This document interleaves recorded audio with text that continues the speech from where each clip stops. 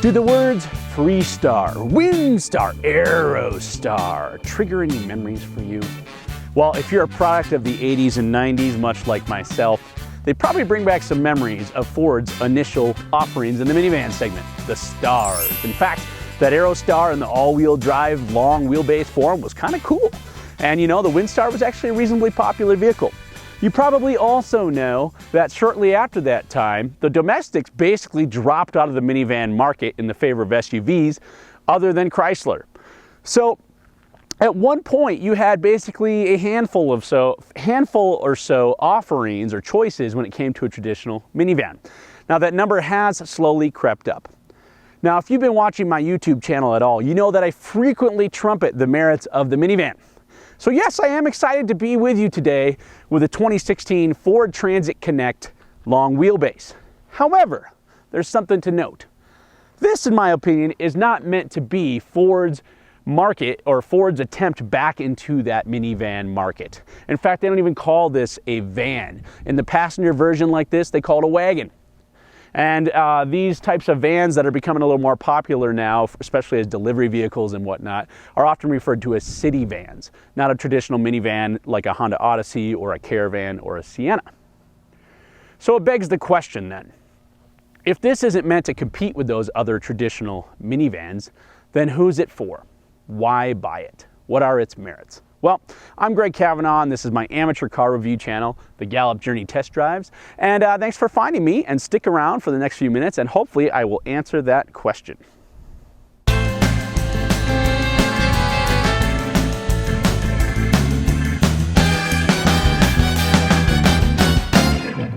Now, I'll openly admit, I think this thing looks kind of cool.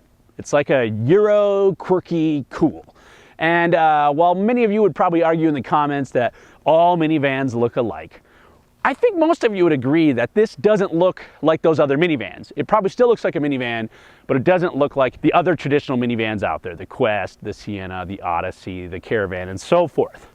So it does have a certain appeal in its quirky Euro aesthetic that I think, maybe it seems a little bit of a stereotype, is going to appeal to your urban buyers. I think it's going to fit an aesthetic that they are looking for in a good way. Now what's interesting here is it's meant to look smaller. And if you compare the numbers compared to those traditional minivans, it's not actually that much smaller, which is kind of interesting. In fact, if you compare it to the Sienna and the Caravan and so forth, they all ride on a 120-inch wheelbase, and the long wheelbase wagon that I have here is the same, or 119, something like that. They're basically the same. When you look at the overall length, it's only about 10 inches shorter at the most. And I'm including some pictures here of it compared to some other minivans, so you can see while I'm talking. So what's interesting is that the width here is about 6 inches narrower. Now it's a big 6 inches, as they say, because I'll have to openly admit, it feels a lot more maneuverable because of that smaller width. Now you combine that with the number that's actually larger, which is the height, and you have an interesting packaging setup. So it's meant to maximize interior space while minimizing exterior space, very short overhangs front and rear, and then taking advantage of height that's often not used to give you headroom galore. And it's really going to compel to those people who live in cities. They need the capacity, but they want to have an urban runabout with that Euro cool, quirky aesthetic. So if you're wondering what sets it apart, there's Exhibit A. Now, the last time I did a shot like this, I was reviewing my own car, my own station wagon. Now I have to admit, Ford's done some clever packaging here. I'm actually sitting on the backs, I guess the backs of the seats.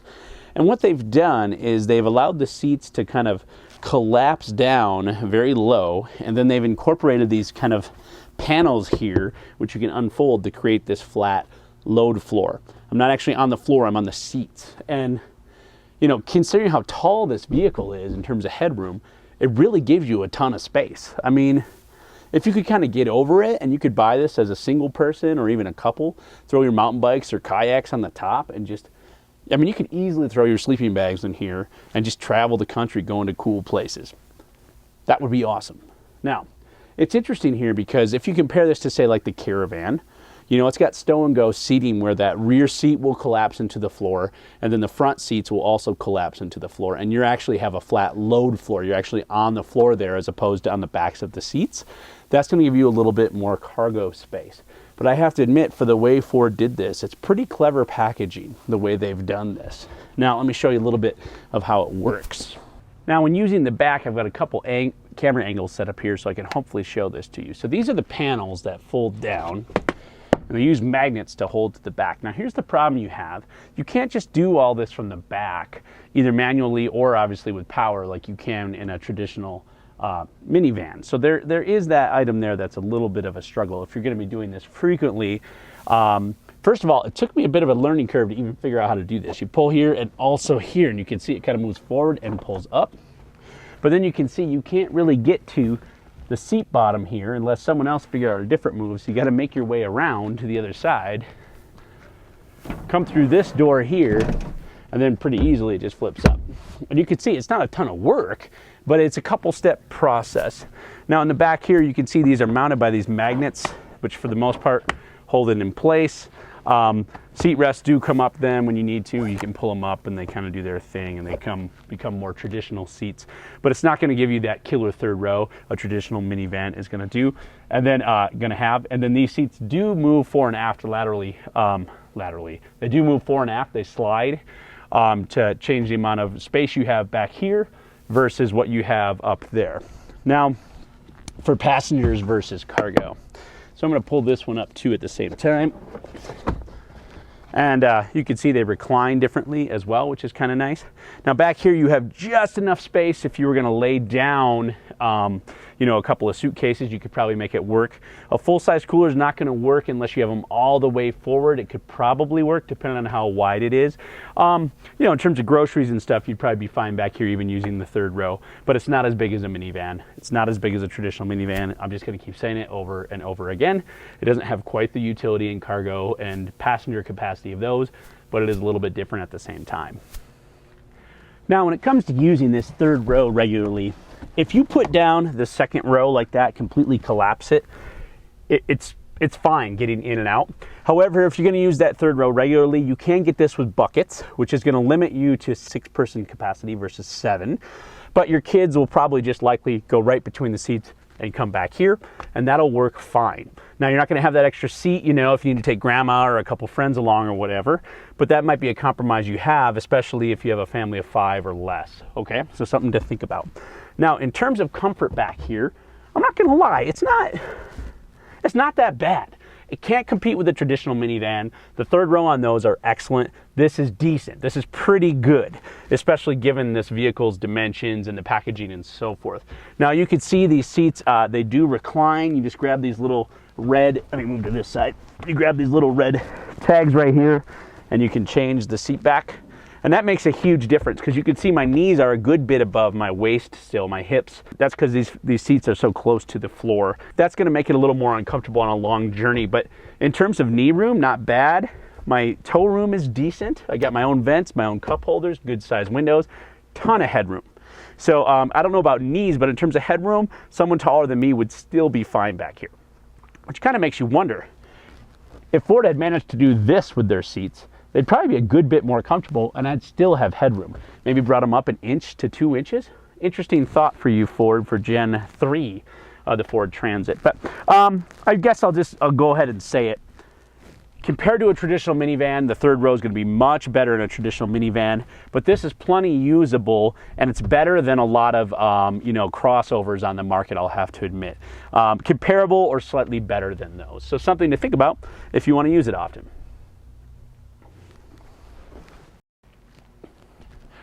Now, the second row here is pretty good. I've been in better second rows, I will admit that. The first thing you'll notice is that the seats don't recline, and maybe the optional buckets do, but I couldn't figure out how to get these to recline. As far as I know of, they don't. So third row passengers almost have an advantage there because those do. Now, you do have some HVAC controls here. There's vents here in the B pillar. There are vents at the back for the third passengers. You have temperature control and fan and 12-volt here. Not a ton of controls, but you do have some. You weren't completely neglected. As you can see, compared to the third row, the hip to knee ratio is much better here, so that makes it considerably more comfortable. And as is the theme through the entire vehicle, there is just copious amounts of headroom here. Interestingly, I did notice that there are only speakers, rear speakers here in the doors, nothing back here. So third row passengers kind of get the shaft there when it comes to the jams. Now when you shut the doors, the windows do go down, which is pretty nice.